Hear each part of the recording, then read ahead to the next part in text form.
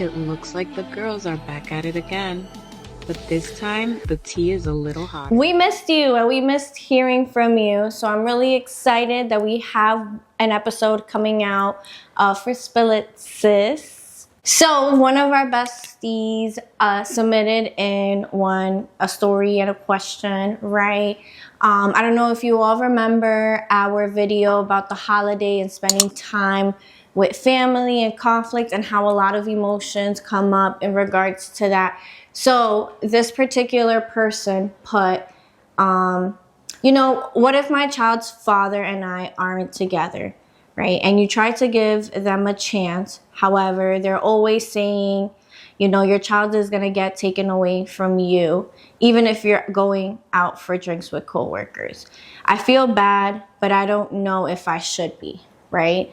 That's a difficult thing to manage, because now when you're thinking about what you should do, there's other individuals that play a part, right? Like children, and unfortunately children don't have, actually it's not even unfortunately, right? But, it's not the children's fault that the parents couldn't get along, right? Mm-hmm. And it's also not the child's fault that, one parent wants to keep communication while the other parent doesn't either, and it's not the child's fault that, parents, and it could be either or, usually try to threaten the other parent with certain things like, oh, you're going to lose custody for doing X, Y, and Z, or I'm going to put you on X, Y, and Z, or for example, somebody starts dating another person and then one of the parents, whoever the other one not dating is, right,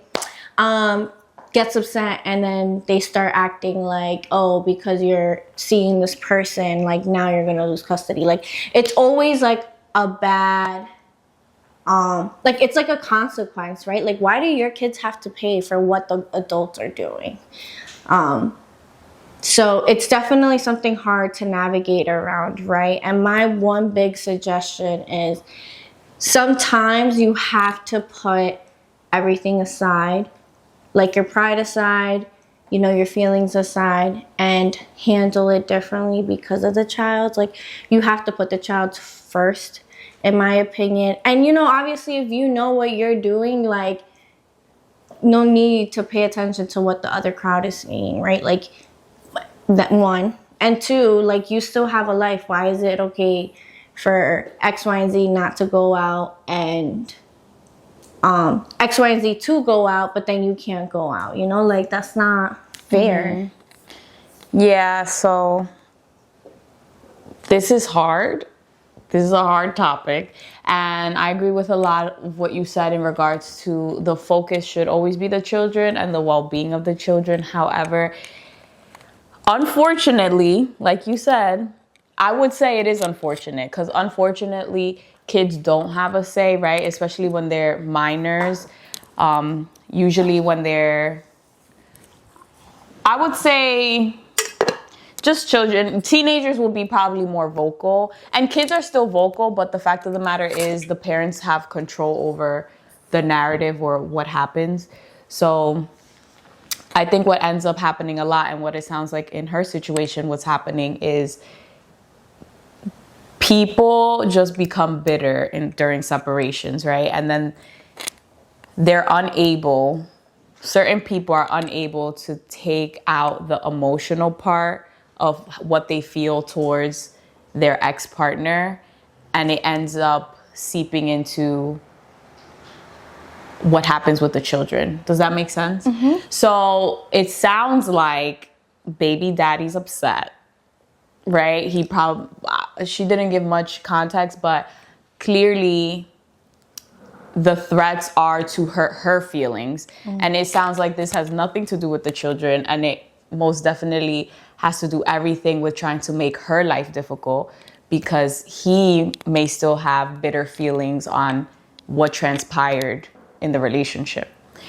So to her, I would say, in regards to, she mentioned drinks with coworkers, I guess my question would be how does he even know you're getting drinks with coworkers?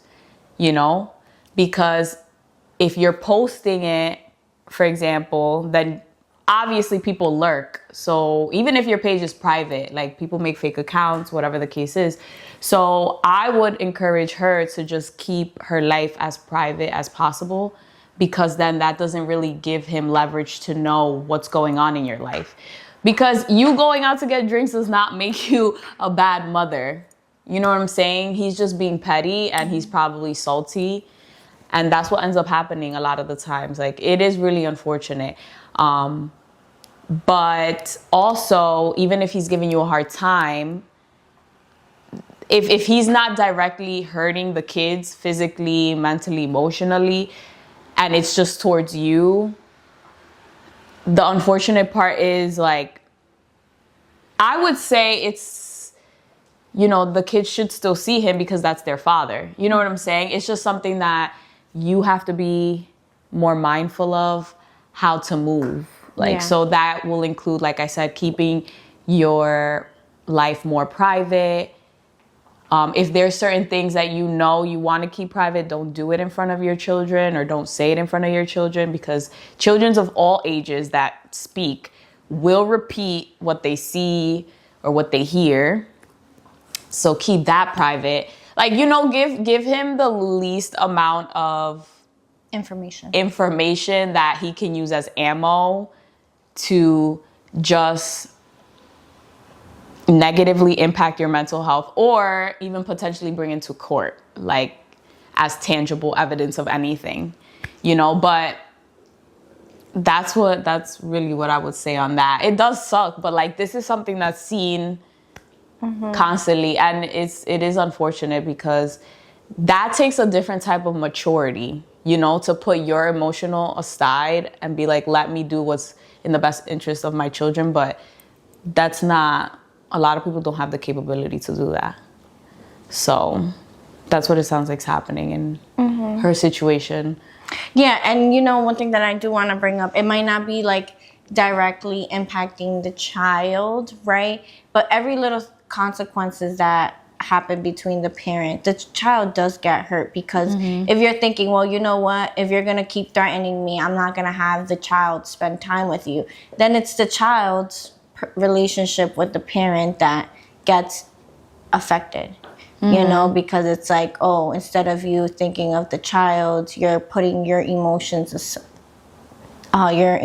first. You know, and honestly, I personally don't know what it's like, you know, to like have a situation like this, right, where you're like separated and you have kids, you know. But I can definitely imagine that it's difficult, you know, for all parties, you know, the dad, the mom, the children, because they were all once a happy family. So Maybe, we don't know. But they were once a family, period. yeah, Maybe not happy. maybe not happy, but Yeah, well, I know this situation owes way too well, Katie. I know it too well. So that's why I say I think it's worth. It's like you've brought up the locus of control. This is the picture that I have in my office, and the picture that I have to constantly remind myself of. The locus of control. Katie, insert that photo. Let's insert that photo right here. It is literally so important to know this, because you cannot control the emotions and the behaviors of others. You can only control your own.